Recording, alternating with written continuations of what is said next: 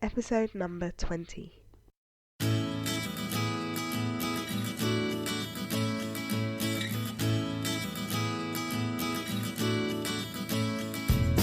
You are listening to the More Than a Lawyer podcast with your host, Jayne Backett.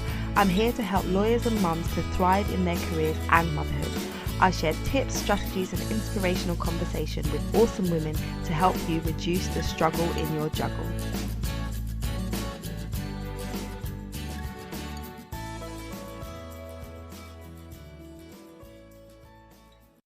Hello, it is the new year. It's 2017. It's finally here. Welcome to the final episode of season 1 of the More Than a Lawyer podcast. When I decided to launch this podcast, I had no idea how much I would enjoy interviewing and meeting new people through this podcast. It's just been amazing and it's been a lot of fun. But as I mentioned last week, I'm taking things slower this year as I prepare to welcome our second child into the world. So podcasting is going to be on pause, which is a bit of a shame, but I will be back later on in the year. I don't know exactly when yet, so if you would like to know when it's going to be launching, drop me a line at janine@lightboxcoaching.com and I will be sure to keep you informed about season 2 of the podcast. Okay, on to today. On today's episode, I will be talking to Jayne Backett, who is a partner at an international law firm called Fieldfisher, and she's also a mother of 2. And in our conversation, she shares with us her journey to becoming a mother and her recent promotion to partnership. Our conversation offers some great insight to anyone wanting to work towards partnership in their legal career whilst raising a family. It is absolutely possible to juggle your legal career with family life in a way that works for you, and my conversation with Jayne is a really good insight into how that works. So, without further ado, let's jump right in. Hi Jayne, thank you so much for being on the podcast today. I'm so excited to interview you. Would you be able to introduce yourself to our listeners and tell us a bit about you? Sure, Janine. Thanks so much for having me on your podcast. So basically, my background is that I'm a lawyer by trade, and I'm also a working mother, so I have 2 children. This year, I made partner at a law firm after being at another firm for 11 years. So that's a whole new experience for me. It's very exciting, new challenge. And I'm back to doing a 5-day week in the city. Previous to that, at my old firm, for about 3 years, I was doing 2 days working from home. Mm-hmm. So it's a big change of arrangements after, that period of working from home. But it's great. And I'm at a law firm now called Fieldfisher, which is a European law firm. And I'm a banking lawyer. So I specialise in banking transactions, in particular, real estate financings. Awesome. Oh my goodness, there's so much I want to ask you about. So my listeners are mainly lawyers who are either transitioned into motherhood or they've transitioned and they are working out the motherhood lawyer juggle, or sometimes I have other people listen who aren't lawyers. And so it'd be really interesting to find out more about your kind of journey into becoming a partner and transitioning. But before we do that, can you tell us a bit about your journey into motherhood? So I know that you mentioned previously that you're a mother of 2. So can you tell us a bit about how that felt for you, like going from just being a lawyer to then being a mum? Sure. So I felt like almost like a teenage pregnancy in the city. Basically, I had my daughter when I was 28, which is fairly young, I think, in the city. I was only about 2.5-3 years qualified by the time I was pregnant. People look at you quite strangely as if you're going to step off and they're not quite sure whether you're ever going to step back on or how it's going to work. And my husband's a little bit older than me. He's 9 years older. So I think he had that kind of broodiness slightly at a different time to me. And I thought, there was never going to be a perfect time. So, we had our daughter at the point that we did when I was 28. And yeah, it was literally the best thing that could have ever happened. Having her kind of gave me a new perspective on working and a whole new purpose. And I was very sort of, self-centered about it all before, but once I'd had her, it became much more, about sort of my family and there was a greater purpose for going to work and building a career up. So yeah, I can totally relate to that. When I had my son, it was like, yeah, this is different. Everything feels different, but nice in a good way. It is. Someone gave me a really good tip when I came back after having her, and they said the person had 3 children themselves, and they said that a working mare is a better mare. So it's northern phrase. Okay. But, it means that you're a much better worker, I think, once you become a mother. Yeah, I think you're just so much more productive. I think when I think back to before, I don't know, I might have spent a lot more time chatting to people or just wasting time, I guess. But when you know that you need to leave at a certain time, or if you're working late, you want it to count, you kind of get your head down and just get on with what you need to do because you know you need to be home or you want to be home. So exactly, I had that exact conversation with one of the clients that we work for this week, who's a working mother. She said, she sees the people around her and she comes in and cracks on and doesn't take any sort of breaks to kind of look at the news or any of this sort of stuff. She just gets in, does what she needs to do and goes. And I think you do find that extra productivity. Yeah, definitely. So how did you find that kind of going back to work at that stage quite early on in your career, and figuring out how to do the juggle? I think if I'm really honest, and I want to be honest, I really wanted to go back. I probably went back a little bit earlier than maybe, I could have done. And when I had my daughter, because I was so keen to get back to work to make sure I didn't, I had that fear of missing out on the work scene. So I went back just after 6 months, I think.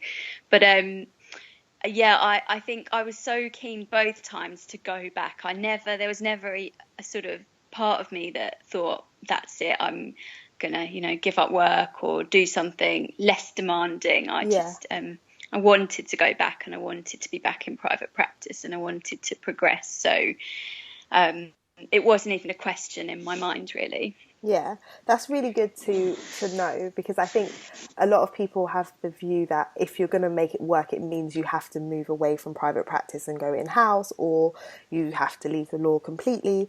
And so I'm very much of the view that you have to get to a place of what is important to you.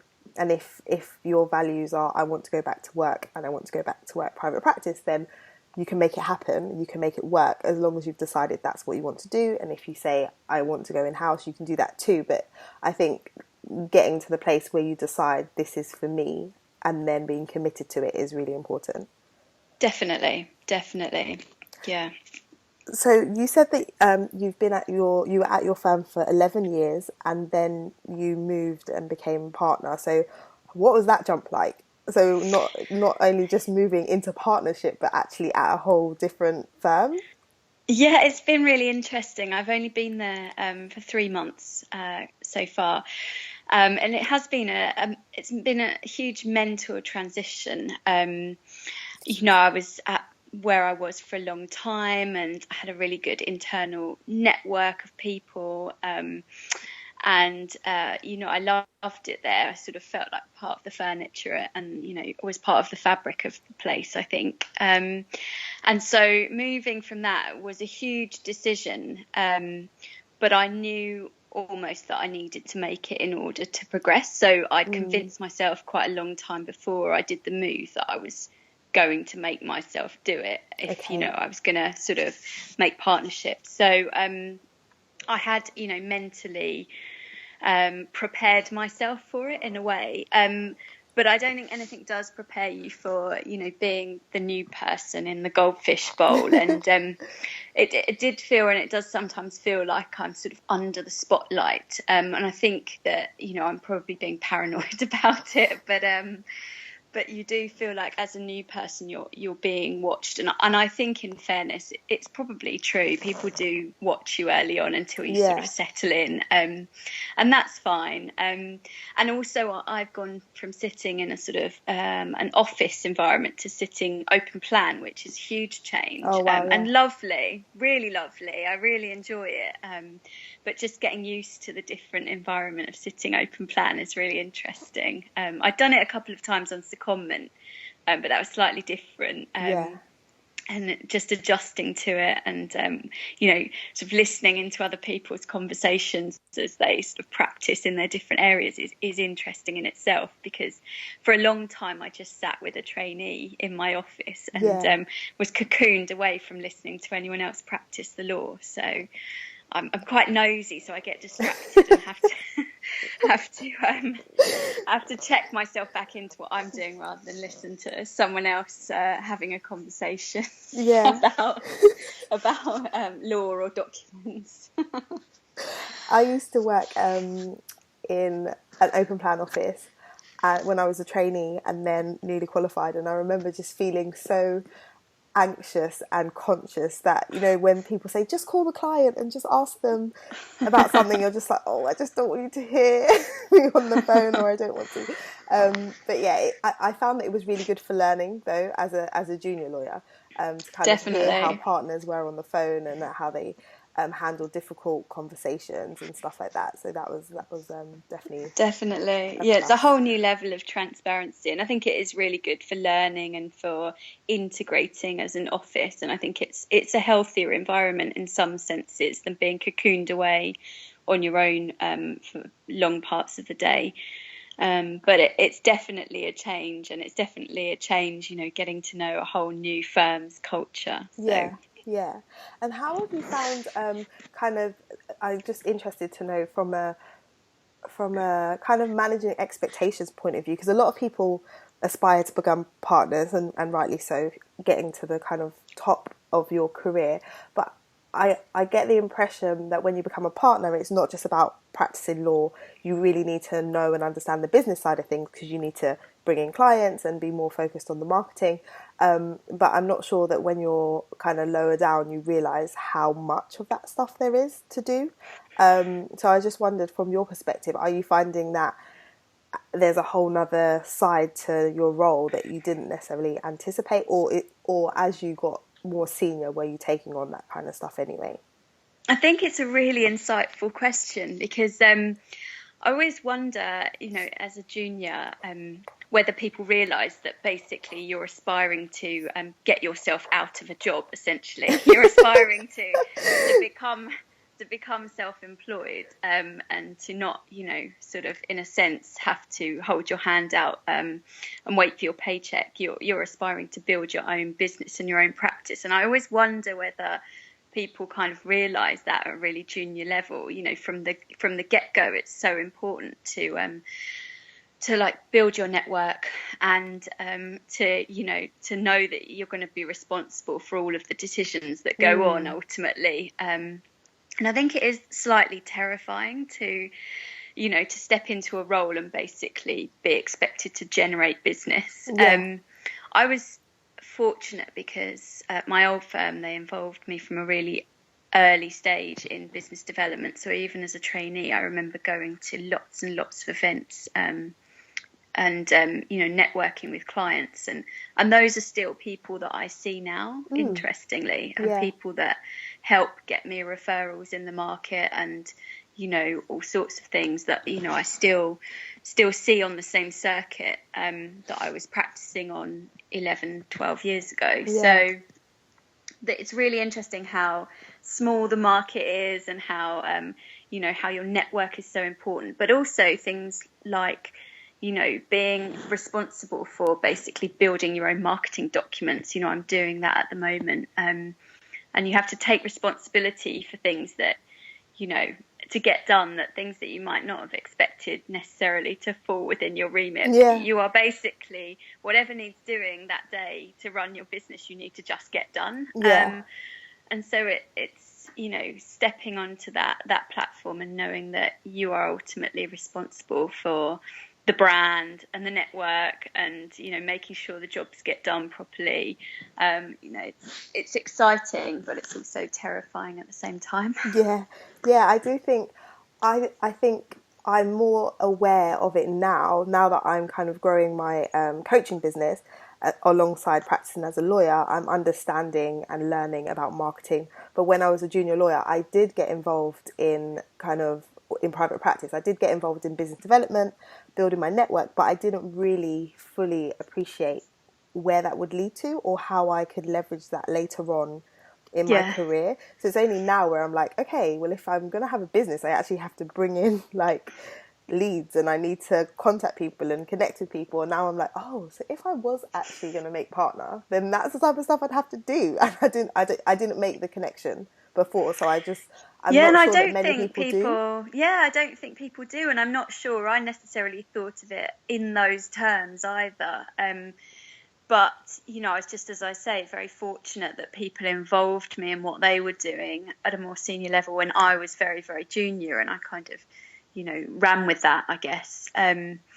But yeah, it's kind of, you get very lucky in the sense of people who decide to mentor you or decide to take you under their wing or guide you in the right direction. So and I'm very keen on that myself. I do loads and loads of mentoring as much as I can, and have done for a long time, because I think our career in the law is not that transparent, particularly in private practice. It seems to be still shrouded with lots of secrecy, and people don't talk openly about things and how you progress and how you can make partner. And so I'm against, those kind of secret processes. And so I just, speak to people really openly about how I think things work or how they can progress and do better. Yeah, and I think that's awesome. And the way that we connected is by me reading your article in the Above the Law blog, which was great.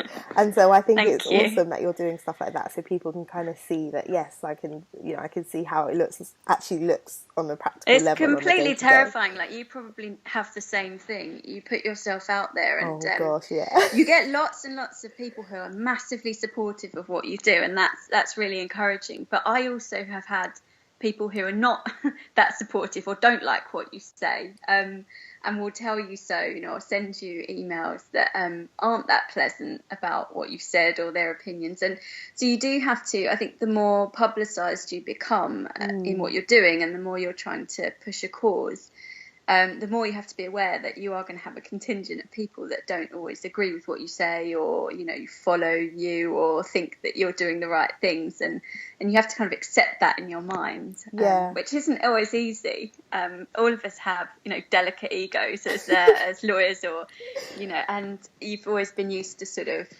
maybe achieving high grades or doing well, and having people criticize you is quite difficult. Well, I haven't come across any negative criticism yet, but I'm sure I will, so thank you for giving me the heads up, so I can kind of be like, I need to have a thick skin, it's okay. You have to have a really thick skin. You have to grow a really thick skin in our business. Yeah, absolutely.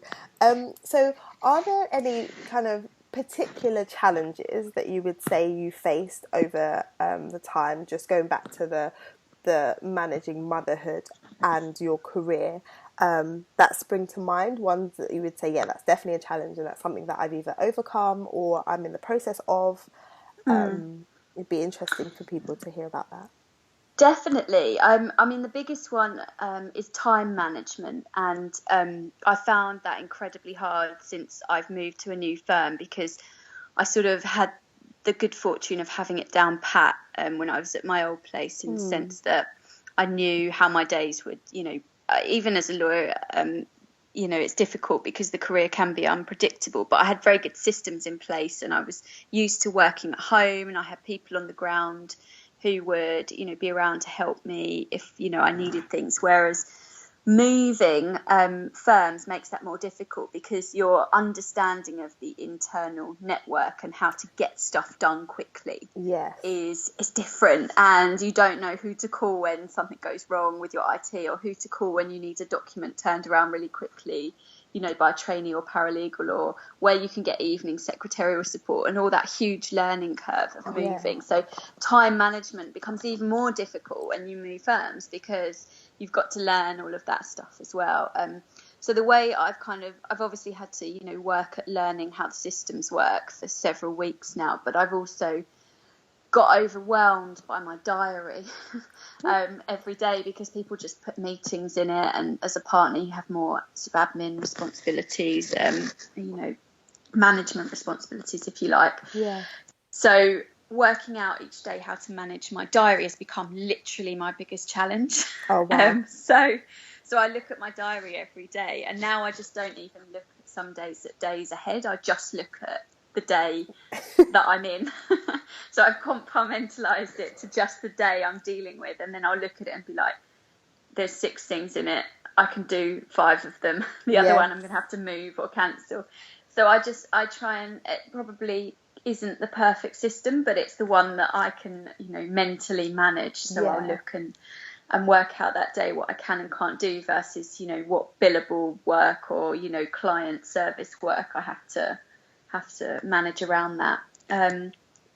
So that's the time management, and the diary management is probably one of the biggest challenges. The other obvious big challenge is how much face time you have to put into your particular legal career. And it's difficult, because sometimes, especially in private practice, there is a hang your coat on the back of the chair mentality.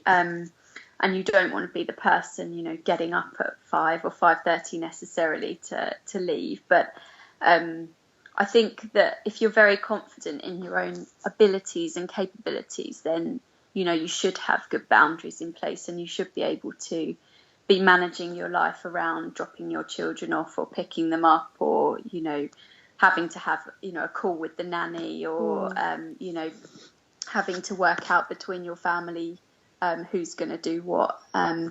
So I think it's a FaceTime thing sometimes, and you have to work out, how everyone's perceiving you, and whether whether you're communicating your boundaries clearly enough to make it work.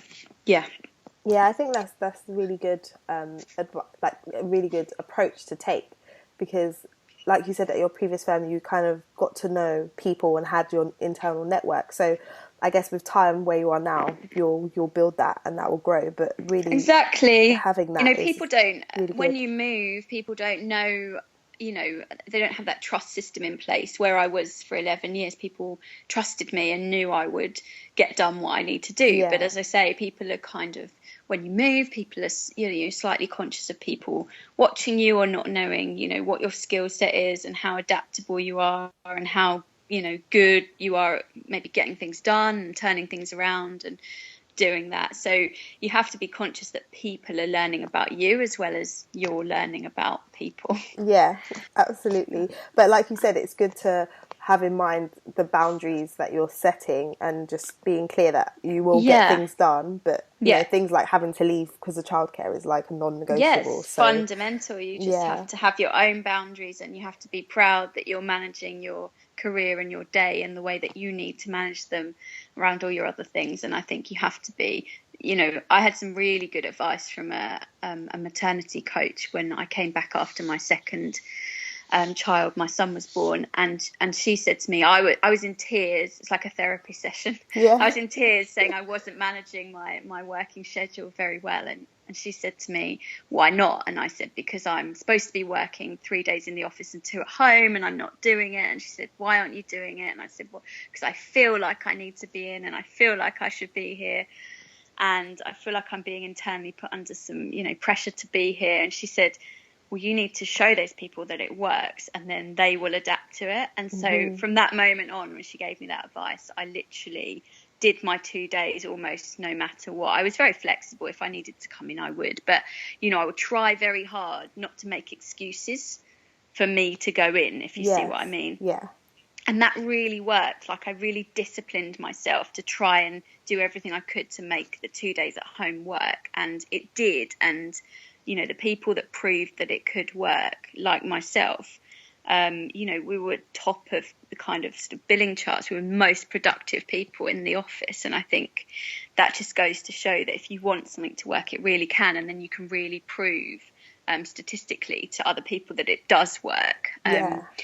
But I just had to be disciplined and had to not worry so much about what other people were thinking all of the time. Absolutely. And I think from what you just said, I think it's really important to realise that it's not just for your sake in terms of like making it work for you. It also impacts the culture of the firm, because if you didn't stick to your guns and say, I'm going to do the 2 days, and then, people see that actually you're still going to be productive, then as a firm, they may not then, for the next person who wants to have flexible working, say that it's a possibility.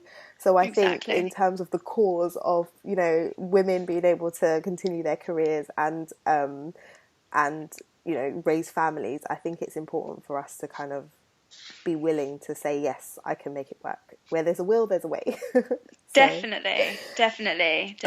And you have to, the trust that they then extend to you, I would always extend back. So if there was, something that they needed me to be in for on a day that I was supposed to work from home, I could always swap it. My schedule's always been, I'm very fortunate that I've had systems in place that my schedule is entirely flexible. So both ways it worked, really. Yeah, that's awesome. So are there any other tips? So those are really good tips in terms of setting the boundaries and being really clear and building your network and having confidence in your abilities. But are there any others that you would say to someone who is on the verge of trying to figure out going back to work, or has gone back to work and they're struggling with the juggle? Do you have any others that you would say to somebody?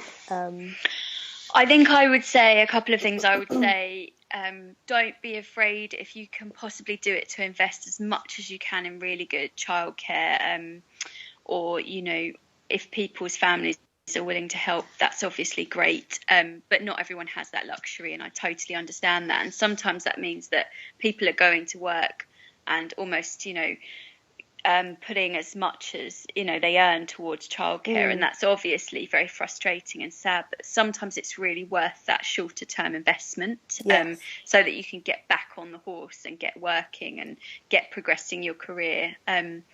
And so I would say don't be afraid to ask for what you want in terms of flexibility or part-time working.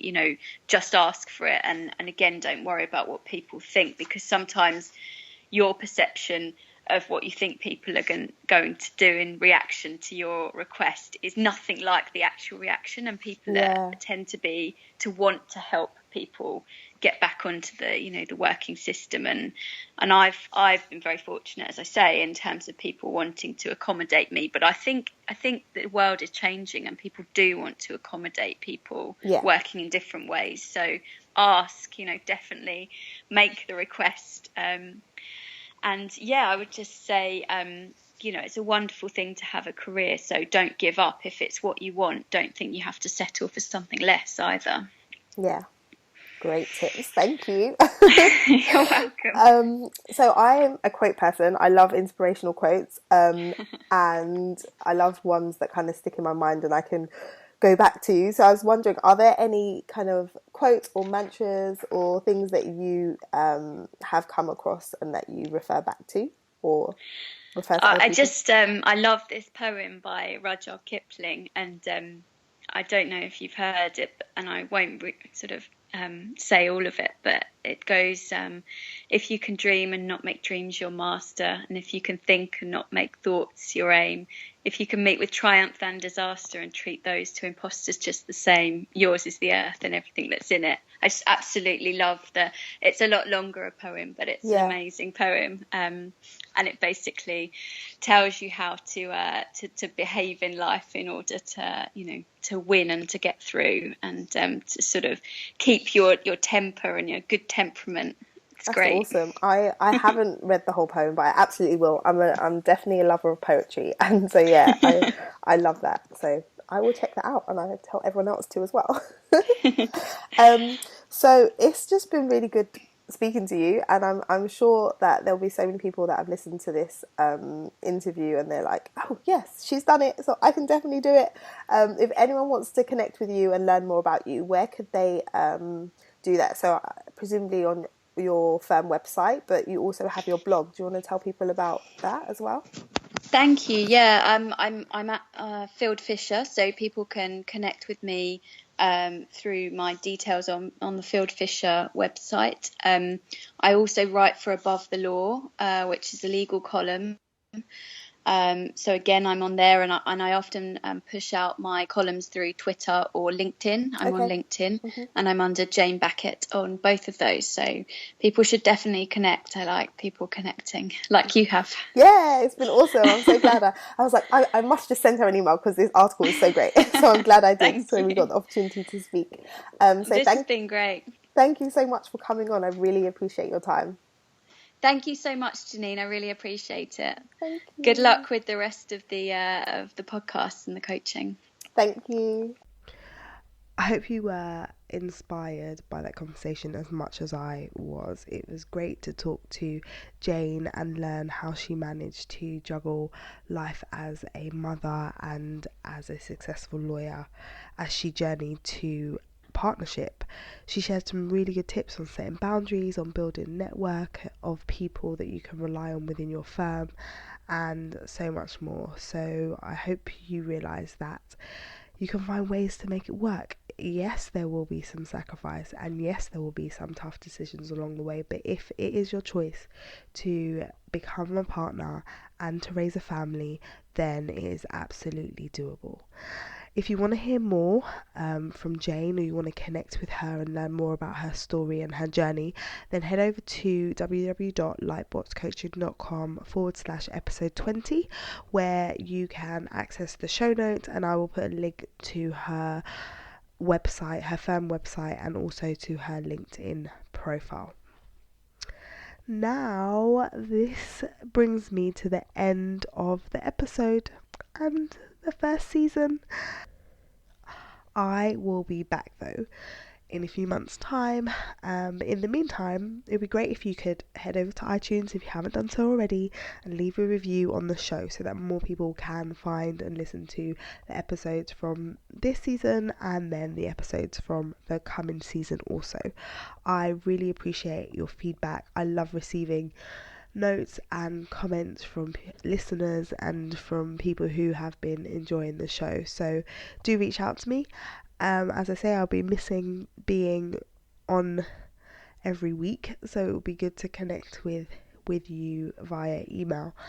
So before I leave, I just want to say, make your plans for 2017. Make big plans, break them down, make your goals actionable, and then go forth and make them happen.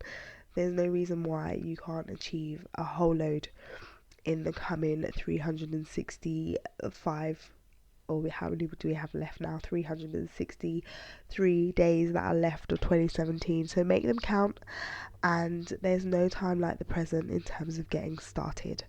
So until we speak again, I would urge you to take care of yourself and also take care of your babies, and yeah, just enjoy life, and I'll speak to you soon.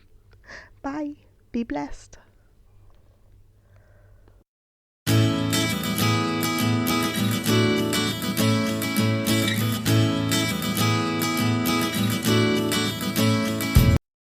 The More Than a Lawyer podcast features music from Ben Sound.